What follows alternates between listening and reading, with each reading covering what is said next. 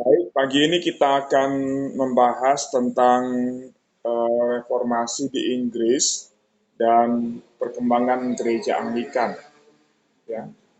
Reformasi di Inggris dan perkembangan gereja Anglikan, ya.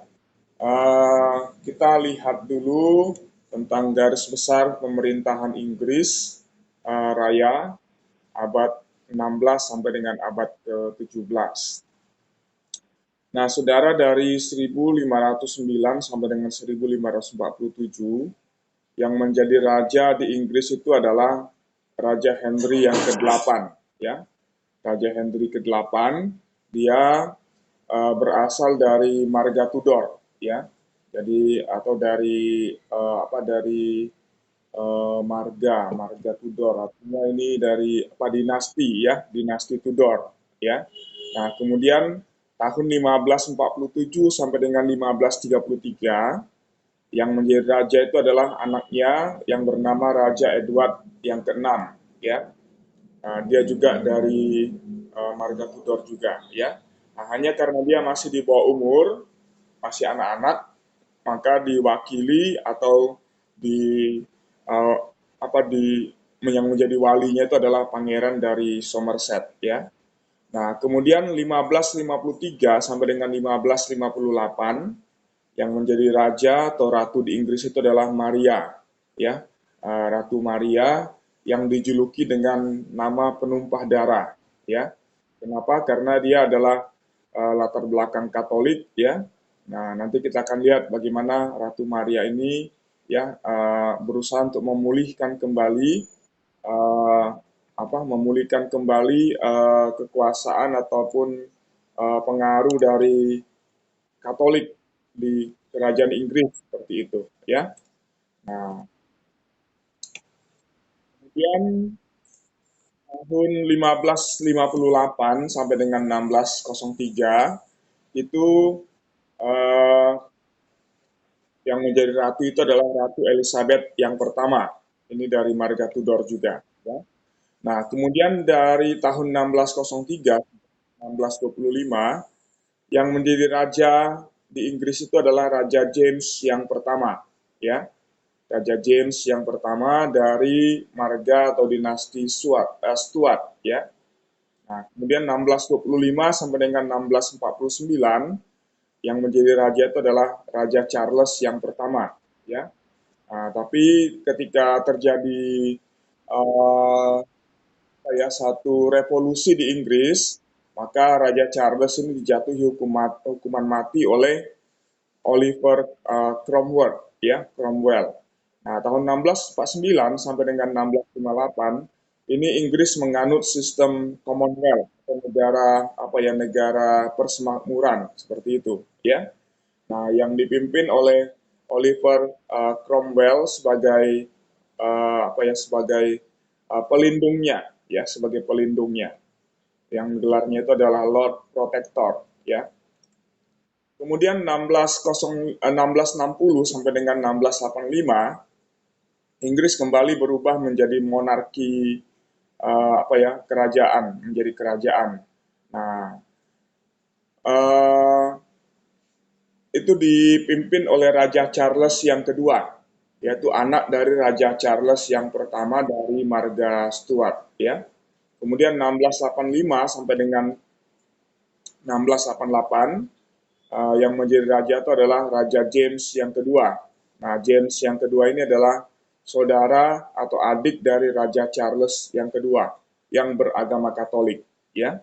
Kemudian pada tahun 1688 itu terjadi satu perubahan, satu revolusi di Inggris, ya, yang dikenal dengan nama Glorious Revolution, di mana kemudian terjadi pengambil alihan pemerintahan, ya, yang kemudian dialihkan kepada Raja William yang ketiga dari Orange atau dari Belanda.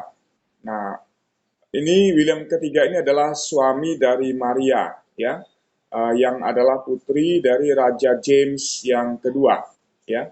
Nah, kemudian pada waktu itu juga terjadi yang namanya Declaration of Human Rights atau Deklarasi Hak Asasi Manusia yang kemudian mengubah sistem kerajaan Inggris ya dari monarki absolut menjadi monarki konstitusional seperti itu ya, menjadi monarki konstitusional. Nah, kemudian tahun 1689 sampai dengan 1702 itu yang menjadi raja adalah Raja William yang ketiga dari Orange ya, dari Belanda. Nah, tahun 1702 sampai dengan 1714 yang menjadi raja itu adalah Ratu Anna. Nah, Ratu Anna ini adalah saudara kandung dari Maria, ya, yang adalah istri dari William yang ketiga dari Orange, ya. Nah, kemudian tahun 1714 sampai dengan 1722, ya, 1727 yang menjadi raja itu adalah Raja George yang pertama dari Hanover, Jerman, ya. Uh, Raja George yang pertama ini adalah ibunya itu adalah cucu dari Raja James yang pertama, yang marga Stuart, ya. Nah, jadi ini adalah garis besar pemerintahan Inggris abad 16 sampai dengan abad ke-17. Nah, kemudian coba kita lihat permulaan gereja di Inggris, ya. Kapan atau bagaimana Injil itu masuk ke Inggris, ya. Nah, Inggris itu dikristenkan sejak abad pertama atau permulaan abad kedua, ya. Inggris itu sudah dikristenkan sejak abad pertama atau permulaan dari abad kedua. Nah, yang mengkristenkan Inggris atau yang memberitakan Injil, yang membawa Injil ke Inggris pada waktu itu adalah para tentara, pegawai dan juga pedagang Romawi yang datang ya, yang menduduki Inggris atau yang berdagang di Inggris ya. Kemudian pada tahun 314 dilaporkan ada 3 uskup Inggris yang menghadiri suatu konsili, bukan kondisi ya, salah, yang menghadiri satu konsili, uh, ya, konsili regional di kota Arles yang terletak di wilayah Prancis, ya. Dan kemudian pada abad ke-14 dan 5, abad ke-4 dan 5 dikatakan bahwa hampir semua gedung gereja itu dihancurkan dan banyak orang Kristen yang dibunuh oleh suku-suku non-Kristen yang menganut animisme ya, yang ada di Inggris pada waktu itu. Nah, kemudian sejak akhir abad ke-6, suku-suku di Inggris itu mulai diinjili kembali, ya. Nah, kemudian suku-suku di Inggris Utara itu diinjili oleh para utusan biara ya dari gereja Aero Skotlandia yang ada di Pulau Iona, itu di bagian utara Inggris ya. Nah, kemudian suku-suku di Inggris Selatan itu diinjili oleh para utusan Katolik dari Ordo Benediktin yang ditugaskan oleh Paus Gregor I Agung ya untuk pergi ke Inggris dan memberitakan Injil di sana. Kemudian pada tahun 601 ya, seorang raja Inggris yang bernama Raja Ethelbert itu kemudian dibaptis ya. Lalu terjadi perselisihan antara para utusan gereja Aero Skotlandia dan para utusan dari Roma yang kemudian dimenangkan oleh pihak Roma pada sinode yang dilaksanakan di Whitby tahun 664 ya. Nah, kemudian gereja Katolik di Inggris itu berkembang dalam hubungan yang erat dengan kepausan di Roma. Lalu pada tahun 1164 itu kemudian dikeluarkanlah satu konstitusi Calderon ya, yaitu suatu undang-undang atau peraturan raja yang mulai membatasi pengaruh dan jurisdiksi paus di dalam gereja Katolik yang ada di Inggris ya. Nah, karena ini ada sempat terjadi ketegangan antara Raja Inggris dengan Paus yang ada di Roma, ya. Nah, istilah gereja Anglikan, ya, atau gereja Inggris yang dikenal dengan nama gereja Anglikan atau Ecclesia Anglicana, ya, dalam bahasa Latinnya, itu untuk pertama kali itu muncul di dalam sepucuk surat yang ditulis oleh Paus Alexander yang ketiga, yang menjadi Paus antara tahun 1159 sampai dengan 1181, ya. Nah, kemudian sekitar tahun 1165 itu juga dimuat dalam Magna Carta, ya. Magna Carta ini adalah piagam yang dihasilkan ya di dalam uh, Declaration of Human Rights, ya, atau deklarasi hak asasi manusia.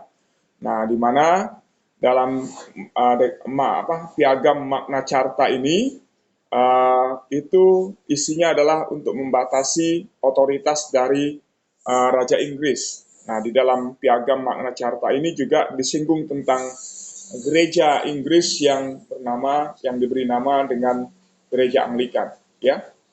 Nah, kata Anglikan sendiri, istilah Anglikan sendiri itu diambil dari nama suku bangsa Angelus, ya, Angels, ya, yang berperan di Inggris sejak abad ke-5, ya. Nah, jadi nama Anglikan itu juga diambil dari suku asli yang ada di Inggris, ya.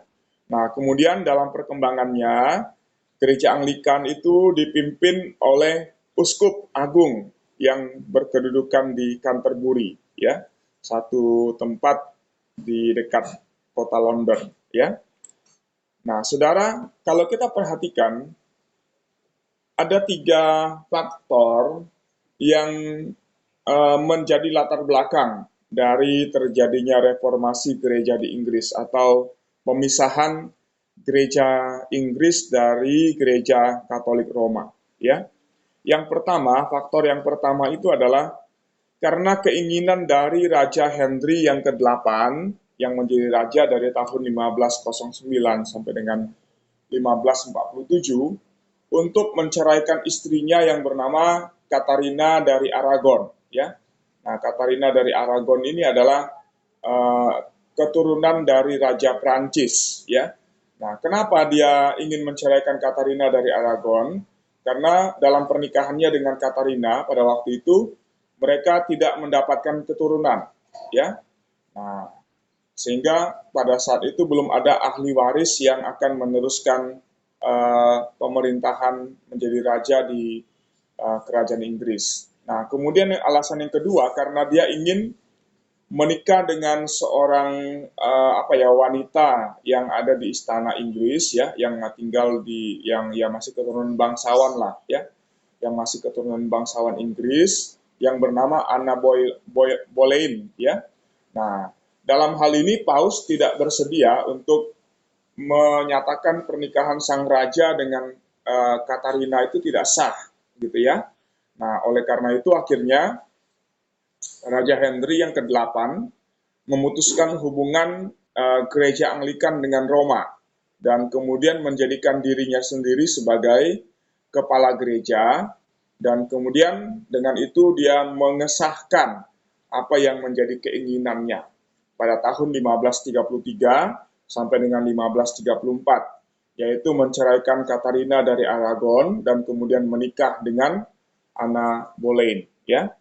Nah, kemudian faktor yang kedua yaitu pada waktu Raja Henry memisahkan gereja Anglikan dari gereja Katolik Roma, kita melihat bahwa sebenarnya pemisahan itu bukan karena berkaitan dengan organisasi atau sistem gereja, tetapi lebih disebabkan oleh karena kepentingan pribadi dari Raja Inggris, ya, yaitu Raja Henry yang ke-8, sehingga kemudian dia secara berdasarkan secara sepihak dan dengan otoritas yang dia punya sebagai raja, maka dia kemudian memutuskan hubungan dengan gereja Katolik Roma dan menjadikan gereja Inggris sebagai gereja yang berdiri sendiri, ya.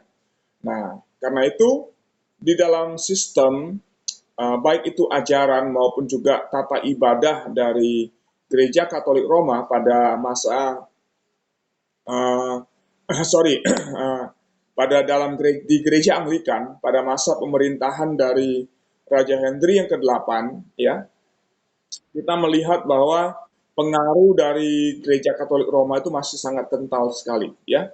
Atau dengan kata lain bisa dikatakan bahwa ketika Raja Henry memutuskan untuk memisahkan gereja Inggris, ya, gereja Anglikan dari gereja Katolik Roma, dia hanya mengubah nama dan kepemimpinan di dalam gereja. Tapi dari sisi ajaran dan tata ibadah masih tetap menggunakan ajaran dan tata ibadah yang diajarkan, yang dipegang oleh gereja Katolik seperti itu. Ya, nah karena itu pada masa Raja Henry yang ke-8, ya, pengaruh reformasi di Inggris itu sangat ditentang dengan keras oleh Raja Henry, ya, atau dengan kata lain dia tidak mengizinkan adanya pengaruh dari ajaran reformasi yang ada di Eropa daratan itu masuk ke Inggris, ya. Nah, ya. Kemudian kalau kita lihat baru pada masa pemerintahan dari anak Raja Henry yang ke-8, ya, yaitu Raja James, ya. Baru kemudian di situ kita melihat bahwa pengaruh reformasi itu dibawa masuk ke dalam gereja Inggris, ya, dibawa masuk ke dalam gereja Inggris. Nah, sehingga kita melihat bahwa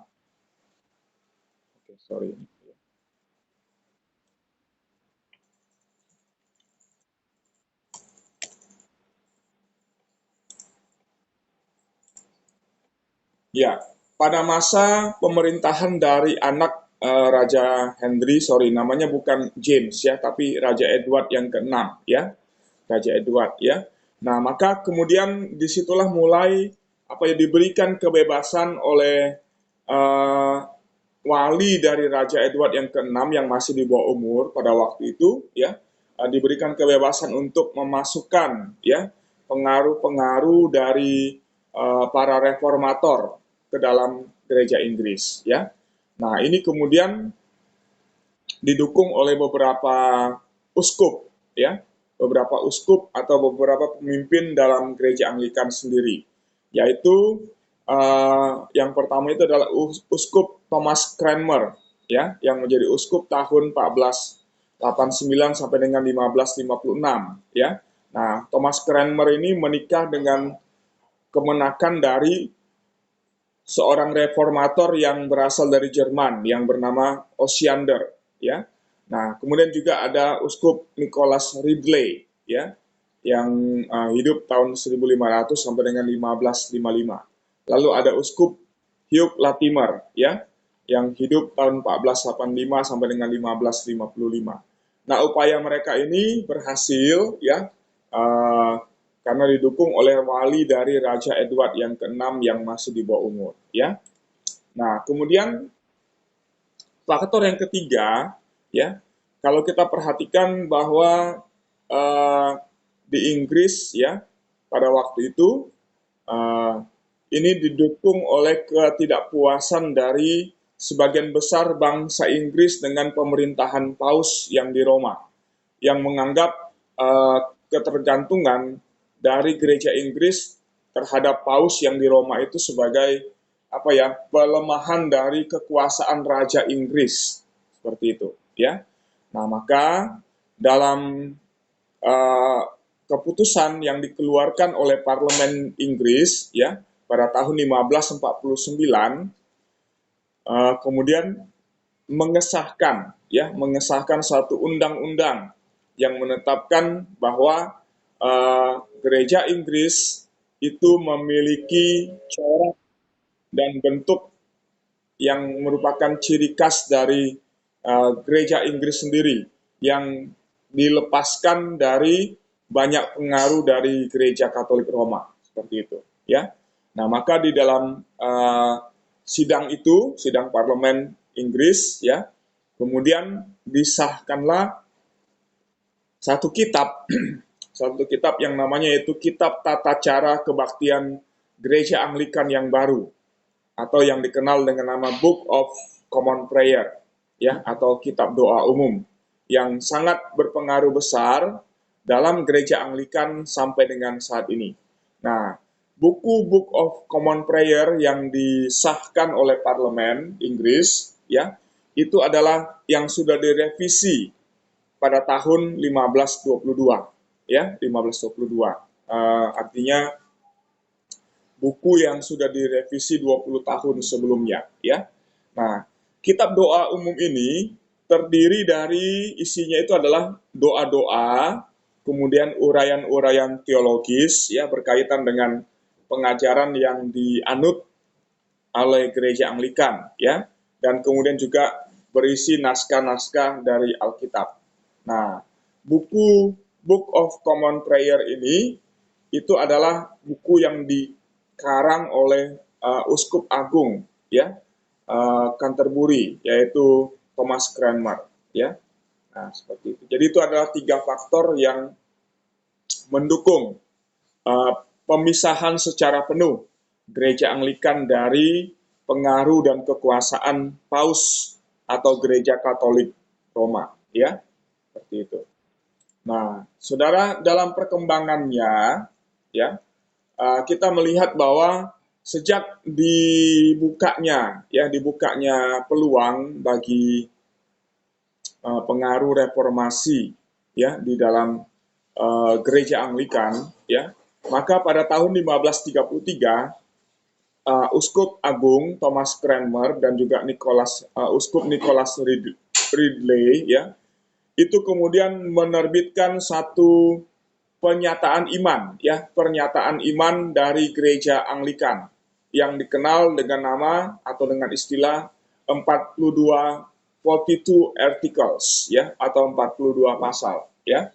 Nah, pada tahun 1571, 42 pasal yang diterbitkan oleh Thomas Cranmer dan Nicholas Ridley itu kemudian direvisi menjadi 39 pasal, ya, yang kemudian dikenal atau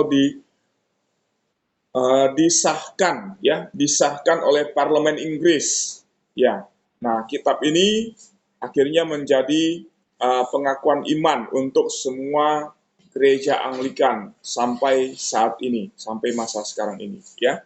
Nah, sejak 1865, ya, ditetapkanlah satu keputusan bahwa setiap pendeta gereja Anglikan yang ditahbiskan menjadi pendeta itu harus menandatangani 39 pasal ini, ya, sebagai persetujuan mereka atau pernyataan mereka, ya, kesediaan untuk tunduk kepada pengakuan iman, ya, yang dianut, yang dipegang oleh gereja Anglikan. Nah, saudara, fungsi dari 39 pasal itu adalah ada 4, ya. Fungsi dari 39 pasal yang diterbitkan dan disahkan oleh parlemen Inggris itu ada 4 tujuannya, ya, ada 4. Yang pertama, yaitu untuk memelihara ketertiban dan kesatuan dogmatis atau pengajaran di dalam gereja Anglikan. Nah, kemudian yang kedua, mengarahkan dan menentukan liturgi dan kehidupan gerejawi, ya. Mengarahkan dan menentukan liturgi dan kehidupan gerejawi dari gereja Anglikan, ya. Lalu yang ketiga, itu merupakan menjadi batang pengukur untuk pengajaran-pengajaran baru yang masuk, ya, ke dalam gereja Anglikan. Dan yang keempat, itu merupakan batas-batas diskusi di dalam tubuh gereja Anglikan, ya, untuk mencegah terjadinya perpecahan di dalam gereja Anglikan nantinya, ya. Jadi itu adalah 4 fungsi dari 39 pasal yang diterbitkan oleh gereja Anglikan dan kemudian disahkan oleh parlemen Inggris, ya. Nah, saudara, penyataan iman ya yang berisi 39 pasal itu dikarang dengan sangat hati-hati dan kemudian juga mencerminkan dua sikap atau dua prinsip dasar dari gereja Anglikan secara umum. Yaitu yang pertama, prinsip yang pertama itu adalah tidak usah mengubah sesuatu yang tidak dengan terang-terangan melawan atau bertentangan dengan Alkitab. Jadi artinya selama suatu bentuk pengajaran itu tidak bertentangan dengan apa yang diajarkan atau dikatakan oleh Alkitab, maka itu dapat diterima di dalam gereja, ya, dapat dilakukan atau diterapkan di dalam gereja Anglikan. Nah, tapi kalau bertentangan dengan Alkitab, maka itu jelas adalah sesuatu yang keliru, sesuatu yang salah. Maka itu harus ditolak dan tidak boleh dibiarkan masuk, ya, mempengaruhi atau mengubah konsep atau prinsip yang ada di dalam gereja Anglikan, seperti itu. Kemudian yang kedua, ya, dikatakan bahwa tidak usah mendefinisikan dogmatika gereja Anglikan secara tegas, jelas dan terperinci, ya, bila tidak ditegaskan oleh Alkitab sendiri. Nah, artinya bahwa dalam gereja Anglikan ada satu prinsip bahwa tidak usah terlalu menjabarkan doktrin atau dogma gereja itu terlalu detail ya sampai hal-hal yang kecil sekali itu tidak diatur oleh gereja, kecuali itu adalah merupakan ajaran dari Alkitab, maka itu harus dirinci, diajarkan sampai kepada hal-hal yang detail yang harus diterapkan di dalam gereja, ya. Nah, di kemudian hari prinsip ini memberikan peluang yang cukup besar untuk perbedaan-perbedaan teologis yang terjadi di dalam gereja Anglikan. Artinya, ketika ada satu prinsip atau teologi tertentu yang kemudian dibawa masuk oleh seorang pendeta dari gereja Anglikan, maka itu selama tidak bertentangan dengan Alkitab, itu dapat diterima, ya, dan dapat dijadikan sebagai dogma atau ajaran yang diberlakukan di dalam gereja Anglikan, ya. Nah, dua prinsip ini masih terus berlaku di dalam gereja Anglikan sampai dengan hari ini, ya, sampai dengan sekarang ini. Nah, saudara, di dalam praktek bergereja, ya, gereja Anglikan itu berusaha untuk melepaskan diri dari perselisihan-perselisihan teologis di dalam kalangan mereka sendiri, ya. Nah, karena itu mereka menyusun batas-batas dogmatis yang agak luas, ya, yang agak luas dan lunak untuk menampung perbedaan-perbedaan yang dapat terjadi di dalam gereja kemudian hari, ya. Nah, seperti itu. Maka konsep ini kemudian dikenal di dalam gereja Anglikan itu namanya itu adalah comprehensiveness, ya. Comprehensiveness yang kalau diartikan itu dapat diartikan dengan kata kelengkapan atau melengkapi atau sifatnya itu menyeluruh, ya, mencakup semuanya, merangkum semuanya. Nah, menurut seorang pendeta Inggris yang bernama Ronald H. Bayton, ya, dia menyebut pola berpikir ini sebagai konsep menyeluruh dan jalan tengah dari Anglikanisme, ya, konsep menyeluruh dan jalan tengah dari Anglikanisme. Nah, memang ini adalah satu upaya-upaya yang dilakukan oleh gereja Anglikan, ya, untuk menyikapi berbagai perbedaan yang terjadi di dalam aspek-aspek teologis yang muncul dan berkembang di dalam gereja.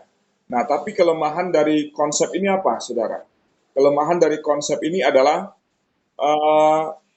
sangat mungkin, ya, masuknya pengaruh dari ajaran-ajaran sesat, ya, atau bidat-bidat yang dapat menyusup ke dalam gereja Inggris karena hal itu dimungkinkan oleh karena ajaran yang menyimpang itu ya tidak bertentangan dengan Alkitab, ya, tidak bertentangan dengan Alkitab atau prinsip yang dipegang oleh gereja Anglikan. Nah, ini menjadi satu bahaya juga. Di satu sisi, itu apa ya, membuat gereja Anglikan itu lebih luas dan dapat menyesuaikan diri dengan perkembangan teologi yang terjadi dalam zaman, ya, dalam setiap zaman. Tapi di sisi yang lain, ya, ada kelemahan, ya, yaitu membuka peluang untuk masuknya teologi-teologi liberal atau pengaruh-pengaruh dari ajaran-ajaran sesat yang berkembang di dalam dan di sekitar gereja. Ya, ini adalah kelemahannya. Nah, saudara, konsep comprehensiveness gereja Anglikan ya itu hanya menentukan hal-hal yang bersifat hakiki atau fundamental atau yang esensial atau yang merupakan prinsip dasar ya yang ditekankan, yang ditetapkan oleh gereja Anglikan. Nah, yang dianggap hakiki atau fundamental atau esensial bagi gereja itu adalah yang dinyatakan dengan jelas dalam Alkitab. Ya. Nah, salah satu ciri khas lain yang menarik ialah dalam gereja Anglikan, Alkitab itu biasanya dibacakan dalam setiap kebaktian, ya, diberikan tempat yang sangat banyak di dalam gereja Anglikan. Nah, itu itu terjadi atau dilakukan, ya, di dalam gereja Anglikan itu sejak abad ke-16, di mana Alkitab itu sudah diterjemahkan ke dalam bahasa Inggris, ya. Nah, yang melatar belakangi kebiasaan ini adalah adanya satu keyakinan di dalam gereja Anglikan bahwa Roh Allah dapat mengartikan firman Allah, firman Tuhan, kepada para peserta kebaktian. Nah, sehingga pembacaan Alkitab itu ya secara luas dijadikan sebagai alat pembentuk keyakinan-keyakinan teologis di dalam gereja, ya. Nah, diharapkan bahwa justru pembacaan Alkitab dengan teratur dan luas ini dapat menyeimbangkan ya dan mengisi 39 pasal yang dirumuskan dengan cara komprehensif dan tidak tegas di dalam gereja Anglikan. Nah, kalau kita perhatikan di dalam gereja Anglikan, ya, bagi gereja Anglikan, pembacaan Alkitab itu atau pembacaan firman Tuhan itu dianggap lebih utama daripada khotbah. Jadi di dalam gereja Anglikan, ya, hampir mirip dengan gereja Katolik. Biasanya itu sangat tidak menekankan khotbah seperti gereja Protestan kebanyakan, ya. Nah, saudara, Alkitab yang digunakan di dalam gereja Anglikan pada permulaan reformasi di Inggris itu adalah Alkitab yang diterjemahkan oleh William Tyndale, ya. William Tyndale itu adalah seorang tokoh gereja Anglikan, ya, yang pada masa gereja Katolik berkuasa di Inggris itu dicap sebagai bidat karena menerjemahkan Alkitab ke dalam bahasa Inggris, ya. Tapi ketika gereja Inggris berdiri sendiri, maka kemudian Alkitab yang diterjemahkan oleh William Tyndale itu digunakan ya oleh gereja Anglikan. Nah, kemudian yang kedua yaitu Alkitab yang diterjemahkan oleh M. Coverdale ya tahun 1488 sampai dengan 1569. Nah, pada tahun 1537 Matthew Bible dan juga pada tahun 1539 Greek Bible ini yang digunakan di dalam gereja Inggris, ya. Nah, versi Alkitab ini ya, versi Alkitab yang di atas tadi yang ada 4 itu ya, itulah yang menjadi cikal bakal ya atau awal dari versi atau terjemahan King James Version yang diterbitkan pada tahun 1611 ya. Nah, seperti itu saudara. Kemudian pada tahun 1553 sampai dengan 1558 kontrareformasi bergelora dan mengamuk di Inggris ya, di bawah pemerintahan dari Ratu Maria Penumpang Darah. Nah, dalam hal ini Ratu Maria itu berusaha untuk memulihkan kembali kekuasaan dari gereja Inggris, ya, gereja Katolik Roma. Nah, artinya mencoba untuk menjadikan gereja Inggris yang sudah berdiri sendiri itu menjadi gereja yang berada di bawah naungan Paus yang ada di Roma. Nah, akibat dari kontrareformasi yang terjadi di Inggris pada tahun-tahun itu adalah Uskup Agung Thomas Cranmer dan kedua uskup yang menjadi tonggak pembaharu gereja Inggris, yaitu Uskup Nicholas Ridley dan Hugh Latimer, ya, itu kemudian menjadi martir, ya, ditangkap kemudian dibakar, ya, hidup-hidup dan kemudian juga bersama dengan itu ada 273 anggota gereja Anglikan yang juga mati syahid, ya, yang dibunuh pada masa pemerintahan dari Ratu Mary atau Ratu Maria, Ratu Mary yang disebut diberi gelar dengan gelar penumpah darah, ya. Nah, tapi restorasi Katolik di Inggris itu tidak dapat menghentikan semangat reformasi di dalam gereja Inggris, ya. Sehingga ketika Ratu Mary bisa digulingkan, ya, dijatuhkan dari pemerintahannya, dan kemudian Ratu Elizabeth yang pertama itu naik tahta, ya, maka Ratu Elizabeth itu lebih bersifat open atau terbuka terhadap pengaruh-pengaruh dari gereja, baik itu dari sisi gereja Katolik maupun juga dari sisi Protestan atau Reformasi, ya, itu diupayakan untuk disatukan di dalam gereja Anglikan, ya. Nah, karena itu untuk kepentingan dan kesatuan gereja, ya, dan kepentingan politik nasional, maka uh, sayap Protestan dan peranan reformasi itu dibatasi. Nah, sehingga kalau kita lihat dalam gereja Inggris pada masa sejak pemerintahan dari Ratu Elizabeth yang pertama, ya, dari sisi liturgi, kemudian upacara dan hal-hal yang bersifat lahiriah dalam gereja Anglikan itu kemudian diadopsi dari gereja Katolik, ya. Sedangkan dari sisi pengajarannya, gereja Anglikan itu bersifat Protestan atau sangat kental sekali muatan dan pengaruh dari para reformasi, para reformator, ya. Nah, kemudian sikap tegas dari Ratu Elizabeth yang pertama dalam mempertahankan kesatuan gereja dan negara, serta sifat comprehensiveness dalam gereja Anglikan itu, ya, itu kemudian hari memunculkan satu gerakan, ya, di dalam gereja Anglikan yang dikenal dengan nama Puritanisme, ya, tepatnya itu muncul sejak tahun 1580-an, ya. Kemudian sejak permulaan abad ke-7, gereja Anglikan itu mulai berkembang di luar Inggris, khususnya di daerah-daerah jajahan Inggris, ya. Pada tahun 1698, badan misi pertama itu didirikan dalam gereja Anglikan yang diberi nama Society for Promoting the Gospel atau yang disingkat dengan SPG, ya. Dan pada tahun 1701 kemudian dibentuk lagi badan misi yang lain yang diberi nama Society for Promoting Christian Knowledge, ya, atau yang disingkat dengan nama SPCK, ya. Nah, kedua badan misi ini melayani anggota-anggota gereja Anglikan khususnya yang berada di Amerika Utara, ya. Nah, dalam perkembangannya SPCK itu mengutus, ya, lebih kurang sekitar 350 misionaris pada abad ke-18, ya, pada abad ke-18.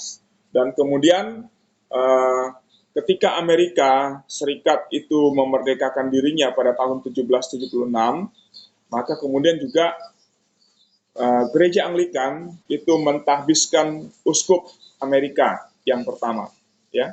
Artinya dengan ini mengesahkan bahwa gereja Anglikan yang ada di Amerika itu kemudian ditetapkan sebagai gereja yang mandiri, ya, gereja lokal yang mandiri yang diberi wewenang atau kuasa untuk memimpin dirinya sendiri di bawah naungan dari Uskup Agung yang ada di Canterbury ya di London, Inggris. Nah, kemudian pada tahun 1799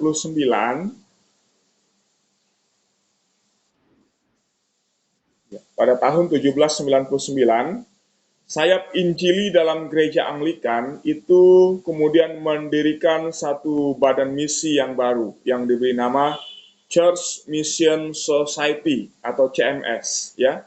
Nah, yaitu badan misi yang resmi yang didirikan dan dibentuk oleh gereja Anglikan. Nah, saudara, di kemudian hari dalam perkembangan pelayanannya, CMS inilah ya yang menjadi badan misi gereja Anglikan yang mendirikan gereja-gereja Anglikan di India, di Uganda, negara Uganda, yaitu Afrika bagian timur, ya, kemudian di Tiongkok, Jepang, Mesir, Afrika Barat, dan di banyak tempat lainnya. Ya. Nah, pada tahun 1864, kemudian ditahbiskan uskup Afrika yang pertama. Lalu tahun 1912 itu juga ditahbiskan uskup pertama untuk India atau yang membawahi wilayah yang ada di Asia, ya, wilayah Asia. Nah, kemudian tahun 1918 itu juga ditahbiskan uskup Tionghoa yang pertama untuk negara Tiongkok, ya. Dan kemudian tahun 1920 1920 itu ditahbiskan juga seorang uskup untuk negara Jepang, ya. Nah, pada masa kini gereja-gereja Anglikan itu mencakup sekitar 50 juta anggota, ya.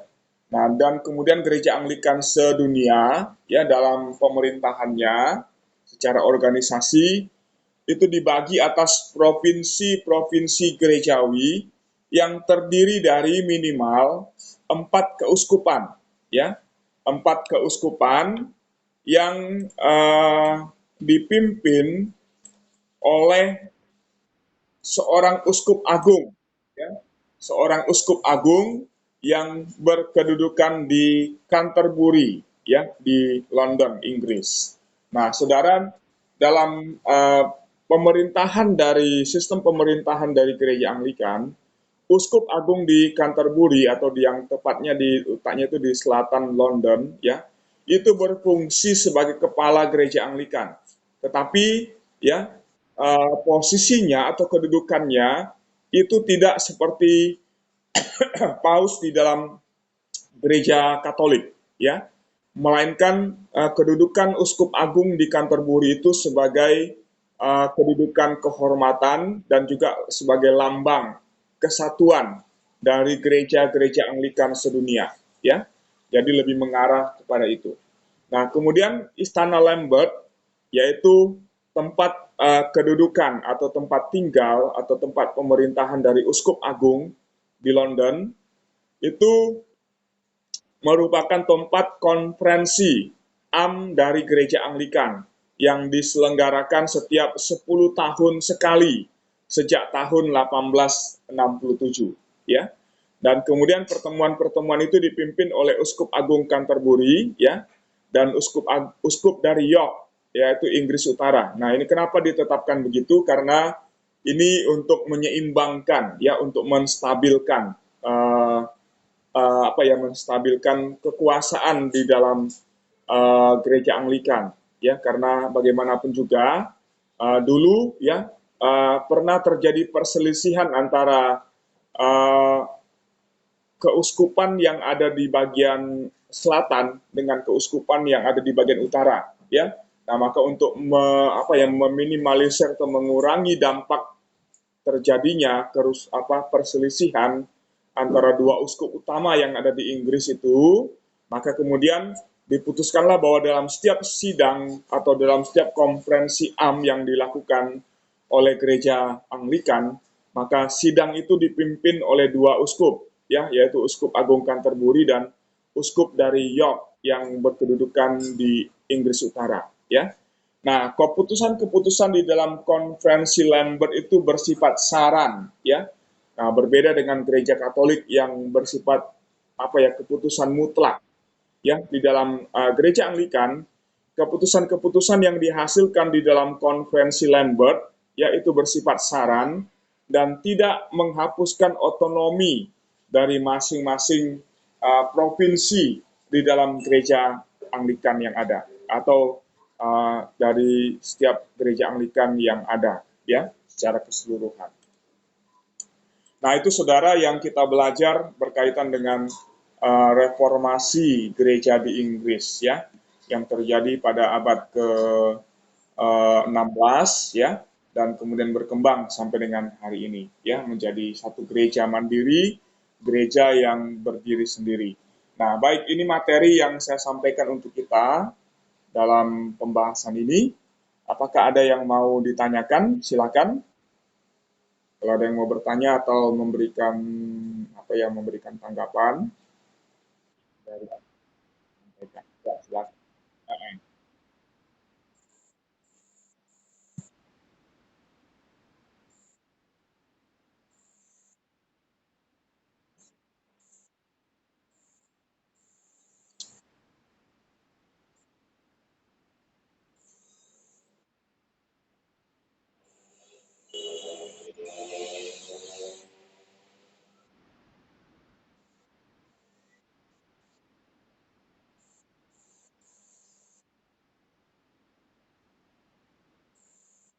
Oke, oke, oke. Ya. Nah, saudara, yang menjadi faktor penyebab dari perselisihan itu adalah berkaitan dengan ya tentu pengaruh dan wilayah pelayanan dari dua gereja, ya, dua gereja yang sama-sama melayani di Inggris, ya. Nah, maka ya sebenarnya memang ya pengaruh dari gereja Aero Skotlandia itu sebenarnya cukup besar di Inggris ya. Nah, tetapi juga karena pada waktu itu gereja Inggris itu berada di bawah naungan dari Paus yang ada di Roma, maka uh, ya ini istilahnya apa ya merupakan dua tarik menarik dua kekuasaan ya dua kepentingan atau kedudukan di dalam gereja. Nah, sehingga terjadi perselisihan dan perebutan upaya-upaya untuk berebut pengaruh lah ya di dalam gereja yang ada di Inggris ya. Nah, karena memang kalau berangkat dari sejarah tidak bisa dipungkiri bahwa uh, tidak bisa dipungkiri bahwa gereja Inggris itu didirikan atau bisa berkembang itu adalah hasil dari pelayanan gereja Aero Skotlandia yang ada di Inggris bagian utara, ya di Pulau Iona. Nah, seperti itu. Nah, maka ini kemudian hari, ya ketika gereja Inggris menjadi gereja yang berdiri sendiri, terlepas dari gereja Katolik Roma, ya, maka untuk mengurangi diksi atau perselisihan ini kemungkinan timbulnya munculnya perselisihan di antara dua dua pengaruh ini ya, maka kemudian diputuskanlah bahwa di dalam setiap sidang atau dalam konferensi am yang dilakukan oleh gereja Anglikan, maka itu diberikan wewenang ya kepada uskup agung yang berkedudukan di Canterbury, London Selatan, dan juga kepada uskup yang ada di kota York yang ada di Inggris bagian utara. Seperti itu. Ya. Nah, ini adalah kenapa kemudian diputuskan bahwa dalam setiap konferensi gereja Anglikan itu dipimpin oleh dua perwakilan seperti itu. Nah, itu dia. Jadi itu yang menjadi faktor penyebabnya, saudara. Oke, gimana?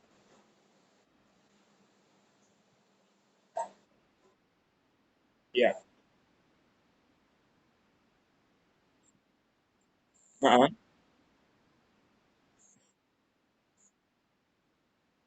ya,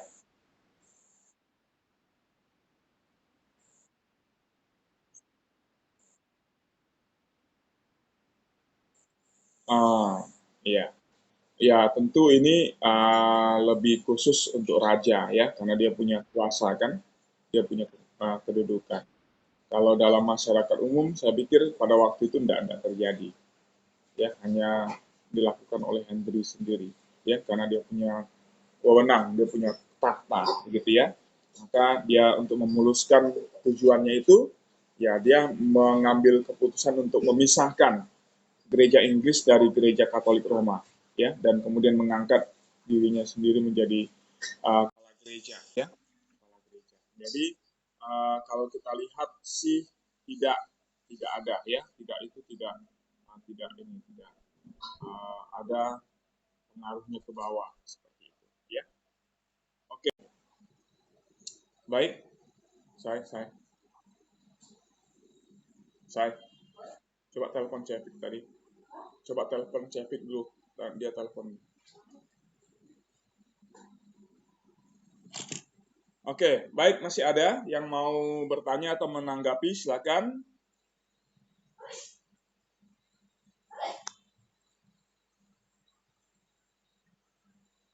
Apakah masih ada?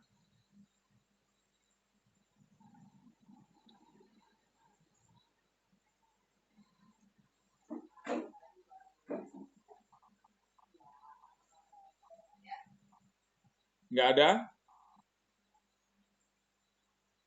Saudara bisa ngerti ya, bisa terima ya. Halo?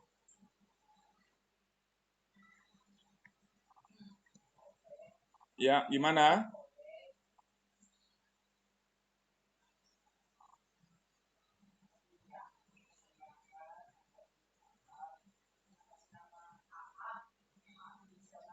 Oke, baik, kalau tidak ada lagi yang mau bertanya atau memberi respon, kita selesaikan sampai di sini ya pertemuan kita dalam perkuliahan ini. Nanti kita masuk jam 1 lagi ya.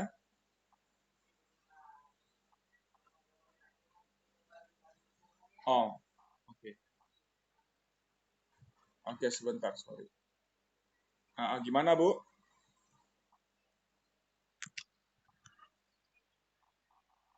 Oh,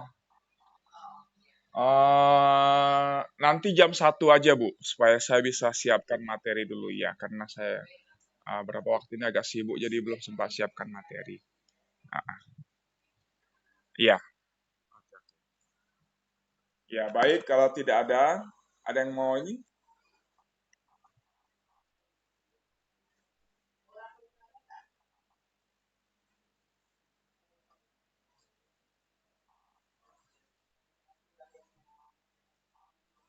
Oh, yang dari sejak awal saya ada kirim ke Ibu Desi. Yang kemarin ya, oke, yang saya tapi itu yang saya ketik. Nanti saya itu coba ringkasan saja, tapi tidak apa-apa saya kirim lagi ya. Oke, oke, ya, ya. 2 kali pertemuan ya. Oke, oke. Baik, kita nanti ketemu jam 1 lagi ya, saudara ya.